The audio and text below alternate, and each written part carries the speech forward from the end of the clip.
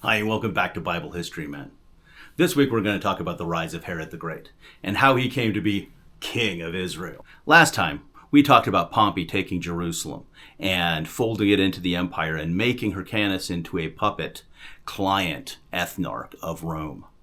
Well, all good things don't last forever, and Pompey and Caesar are going to come to a disagreement. Well, when the dust settles, Caesar is going to come out on top.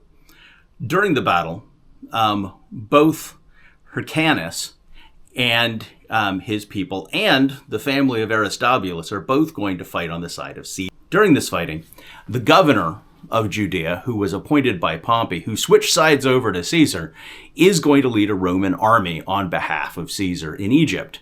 And during this battle, this leader, named Antipater the Idumean, is going to win his side of the battle, and the Roman commander on the other side is going to start losing, and he is going to save that other leader's bacon. And as a result, he is going to earn the personal friendship of Caesar. This is going to be a really big deal. And so now he's going to be the governor of Judea, working with Hyrcanus II. And I don't know if you remember my saying this, but Hyrcanus II was kind of like a bag of potato flakes or marshmallow. He didn't really have a lot of initiative on his own. And so Antipater the Idumean did a lot of the running things. Now he is going to step back and make his oldest son, Phasael, the governor of Judea. And he's going to have a second son named Herod that he is going to put in charge of Galilee. And so his second son, Herod, is going to pay money to have the right to run around the place with a Roman army in Syria. It's a Roman army, but he gets to command it because he paid for the right. And so he's going to run around the place, and he's going to start taking out a lot of this lawlessness. Now, what's up with this lawlessness? Well, obviously, the Judeans are super unhappy with what's going on, being conquered by Rome and being underneath the boot and paying taxes to Rome. So they're not going to be very happy at all. Well, most of them are going to keep their head down, but some of them are going to turn to banditry and attacking the Romans. And the Pharisees are secretly pleased with this. But of course, they can't come out and say it because that'll get them crucified by the side of the road. So they pretend like they're not into it.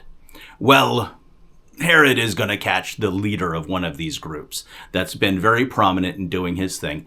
And as a result, the Pharisees are going to be big mad. And the only thing they can do about it is summon Herod before them for trial because they have the right to sentence people to death. He had no right to put that guy to death himself.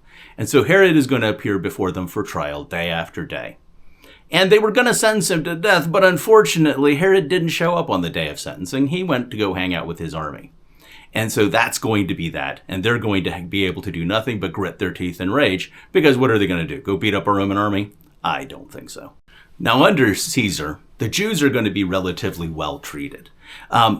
As you might remember, the Jews are not just in Judea. They're also all over the place now, with large populations in Egypt and in Babylon. And Caesar, in the lands that he controls, is going to make a lot of pro-Jewish edicts. He's going to recognize their ancient friendship. He is going to permit them to practice their law. He is going to make it so that when the corn dole is handed out, which is kind of like welfare back then, the Jews are allowed to collect it on days other than the Sabbath, if the corn dole was going to be on the Sabbath.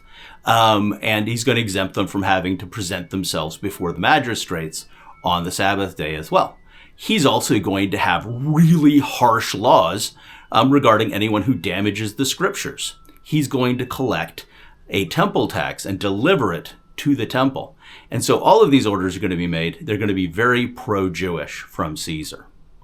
Well, as you might know, Caesar gets murdered on the floor of the Senate because they think he's turning into a king.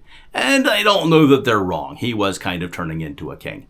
And so there's going to be a difference of opinions. The murderers/freedom fighters are going to leave town, and a new triumvirate is going to form. And as with all Roman triumvirates, one of them is completely unimportant, but the other two are Mark Antony and Octavian. Mark Antony is a top general of Caesar's and an excellent guy to take his place. And Octavian is his grandnephew, who he adopted, gave his name and his wealth, and, his army, which makes him an extremely powerful man. And so they're going to march into Rome, And they are going to begin a reign of terror. They're going to seal the gates and put up an enemies list. And if you're on that enemies list, then people are to bring you forward so that they can put you to death. Not a trial, nothing like that. You're just an enemy. And so they put him to death. And they're going to do away with about half of the Senate that way. One at a time, they're going to put these people to death. And then they're going to take all of their property and they are going to fund their war effort. They're going to build up a big old shiny army, and they're going to head out to do battle with the murderers/freedom fighters. Now, while they're in town, Octavian is going to be serving as high priest, and he's going to need to bury his adopted father, Caesar. And when he looks at the date, he realizes that there is an astronomical event scheduled.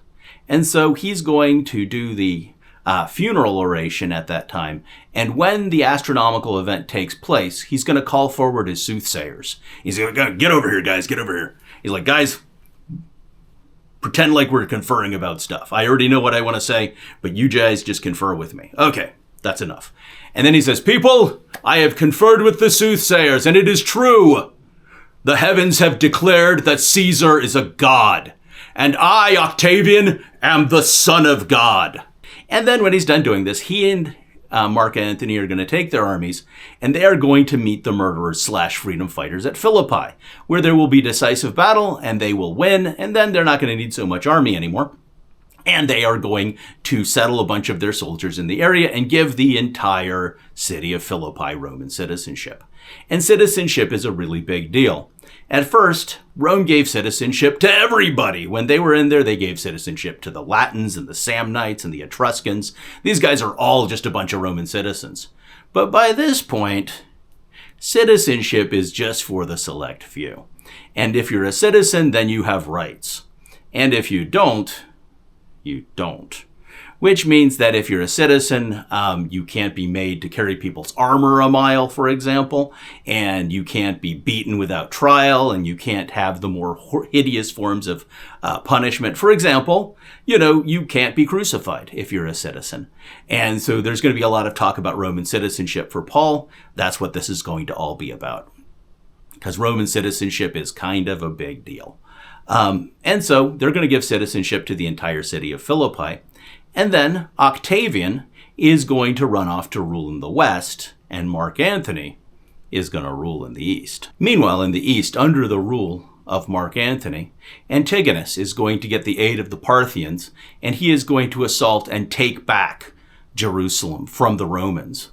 This is going to force Faisal and Herod to flee for their lives back to Rome. And so Mark Antony and Octavian are both going to go before the Senate, and they are both going to speak with one voice. The time has come to get a Roman army and put it into the hands of Herod.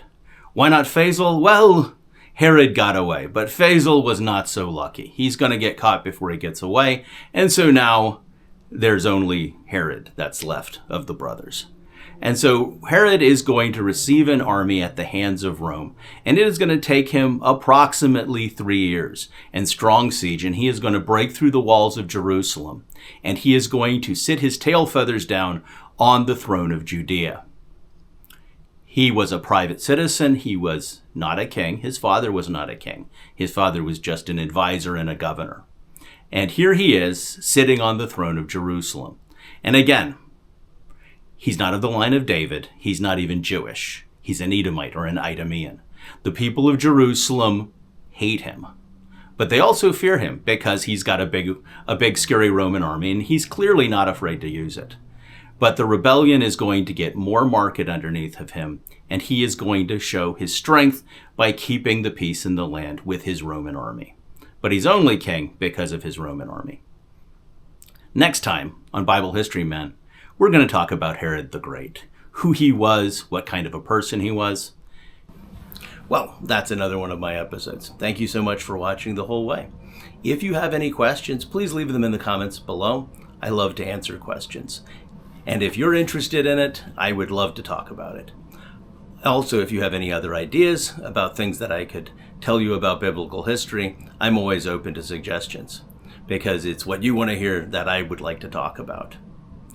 Now, if you like biblical history, like I like biblical history, or even a fraction as much as I like biblical history, I have a book out called A Helpful Handbook of Hebrew History. And it's available on WisePath Books or Amazon.com, and the links are in the comments below. Now, I would recommend that you would read a book instead of listening to videos all the time, because as an educator, I know it's much better for your brain, especially if you're not an adult yet. If you're still a youth, your brain is better if you read. So I would recommend that you read that book.